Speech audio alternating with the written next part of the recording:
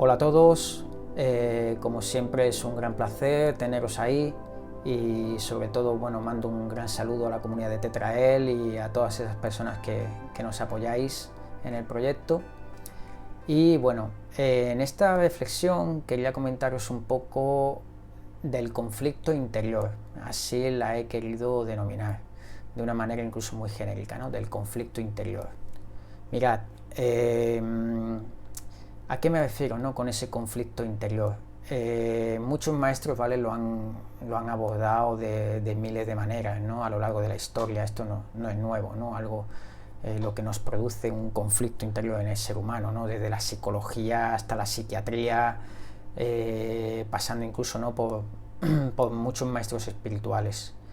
Ya el mismo Buda, ¿no?, Siddhartha Gautama, hablaba del sufrimiento, ¿no? Básicamente, pues veníamos a sufrir, no estábamos exentos de salir, ¿no?, llegar al nirvana, pero ese sufrimiento, ese deseo, ¿no?, que nos provocaba ese sufrimiento, al menos en lo que se refiere, ¿vale?, a traducciones más o menos literales, ¿no?, del tema. Y en ese deseo, en esos sufrimientos, sobre todo lo vemos muchas veces aquí en Occidente en relación a la compra-venta, el suministro de bienes y servicios y tal, en donde la gente pues efectivamente sufre porque no tiene lo que tiene el otro. A veces el que tiene una bicicleta mira en el que tiene una moto, y el que tiene una moto se fija en el que tiene un coche, y el que tiene un coche se fija en el que tiene una casa, y el que tiene una casa se fija en el que tiene una casa en la playa. Entonces todo el mundo, ¿no?, parece que en esa escala nadie es feliz, ¿no? Todo el mundo desea y tener más y más, ¿no? Y cuanto más tienes parece que más necesitas incluso, ¿no? O sea, nunca se acaba, ¿no? Y está bien, es un modo, ¿no?, de ver ese sufrimiento, ¿no?, a nivel sobre todo material, ¿no?, de ese deseo. Pero quería verlo un poquito más, ¿no?, a nivel mental, y yo creo que obviamente Siddhartha Gautama lo vio de una manera mucho más amplia, ¿no? Y recordando a Jiddu Krishnamurti, sintetiza, me gustaría traer, ¿no?, sintetiza muy bien unas dos pautas que pone encima de la mesa, ¿no? Una es lo que es frente a lo que debería de ser, ¿no? Creo que aquí se genera uno de los conflictos internos, yo creo que por excelencia, ¿no? Lo que es frente a lo que debería de ser, a lo que debería de ser en mi mente, ¿vale?, según mis necesidades psicológicas, según mi idiosincrasia, mis costumbres, mi educación, mis creencias, mis religiones, todo eso, ¿vale?, genera un choque enorme. O sea, lo que es frente a cómo a mí me gustaría que fuesen las cosas según ya todos los patrones aprendidos, según lo que yo, cómo quiero que sea el mundo, ¿no? O cómo quiero yo, cómo deberían de ser las cosas según yo concibo el mundo, ¿no? Y esa concepción del mundo la tengo con todo lo aprendido detrás, ¿no?, con todo lo que llevo, ya sea de creencias, de religiones, de costumbres, de educación, etcétera, ¿no? Entonces, creo que ahí hay una gran clave, ¿no?, en ese conflicto interior que nos genera, ¿no? Fijaos, por ejemplo, esto se da mucho en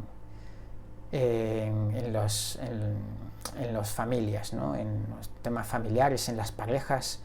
Es como que, y no solo en la familia, sino en general en la vida, ¿no?, como parece que todo el mundo está tirando de todo el mundo según sus necesidades psicológicas. Es decir, todo el mundo está tirando de todo el mundo porque cómo le gustaría que fuesen las cosas, ¿no?, ya sea manipulando a los demás, ya sea proyectando hacia los demás cómo deberían de ser las cosas.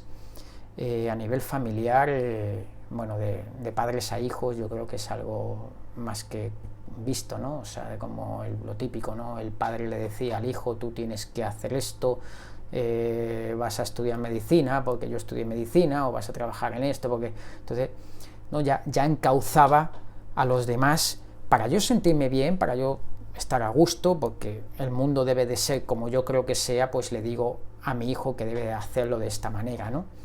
Entonces yo creo que es un poco eso, ¿no? Entonces el hijo pues le generaba un choque interior enorme, ¿no? O sea, pero luego a su vez quizás lo proyectaría también afuera, ¿no? Hacia los demás, ¿no? O sea, es un mundo donde todo el mundo proyecta hacia los demás, ese debería de ser, las cosas deberían de ser como yo quiero que sean, ¿vale? Ahí yo no me voy a meter, ya sea un hindú, un filósofo, un budista, un hinduista, quien fuere, me da igual, ¿no? Cómo deberían de ser las cosas.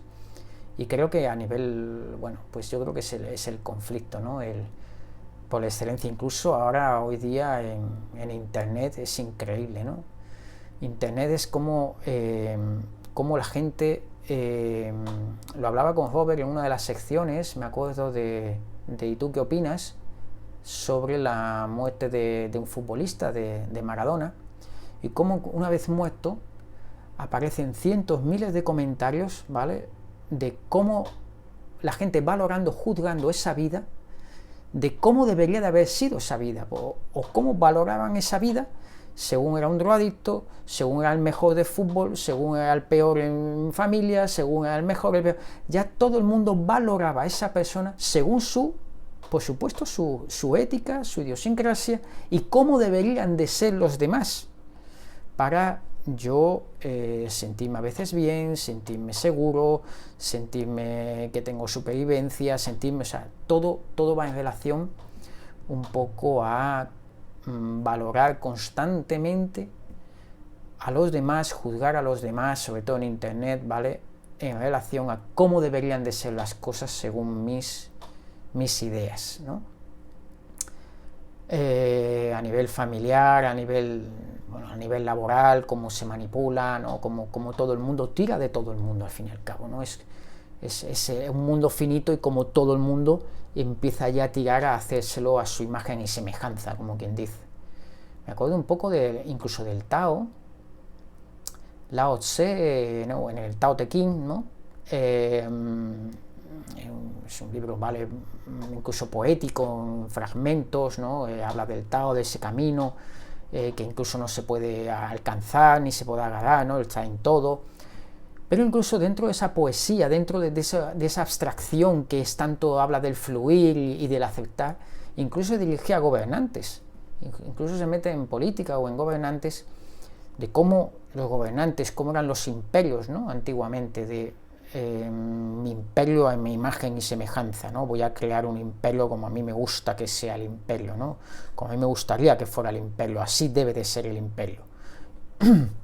Y por lo tanto también había otro, ¿no?, otro emperador que decía el imperio debe de ser de tal manera, ¿no?, porque yo soy el emperador y esto debe de ser así, y así, así. Cada uno tiraba de cómo deberían de ser las cosas, ¿no?, de tal manera que incluso, por supuesto, se mataban entre ellos, pero lo peor es que pisaban, ¿no?, a un pueblo donde los sometían y coartaban su libre albedrío, ¿no?, en ese debería de ser, ¿no?, donde estaba el límite, ¿no?, donde todo el mundo aquí se matan los unos a los otros por ese debería de ser, ¿no?, donde ya creo, algunos son necesidades psicológicas puras y duras, ¿no?, de supervivencia, de placer incluso, a veces de seguridad, de miedo, y con eso jalan a todo el mundo. O sea, es una constante, ¿no?, ya sea a nivel de pareja, a nivel familiar, a nivel laboral hay pisotones, ¿no?, hay quien manipula para llegar arriba, siempre en pos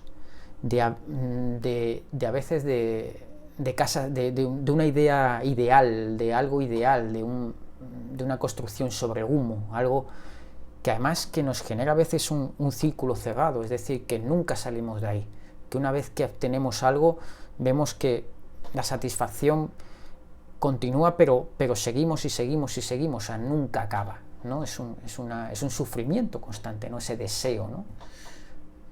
Y bueno, pues quizás no en estas dos ideas que hablaba de lo que es frente a lo que debería de ser, ahí está muy bien sintetizado, ¿no? De todas maneras, bueno, somos seres humanos, ¿no? O sea, estamos sometidos a emociones, estamos sometidos a sentimientos, y por supuesto nadie está exento, ¿no? Estamos muy expuestos, ¿no?, al fin y al cabo, ¿no? Hay cosas que ni siquiera dependen de nosotros, ¿no? Entonces, bueno, algunos maestros, ¿no?, hablaban de esa aceptación,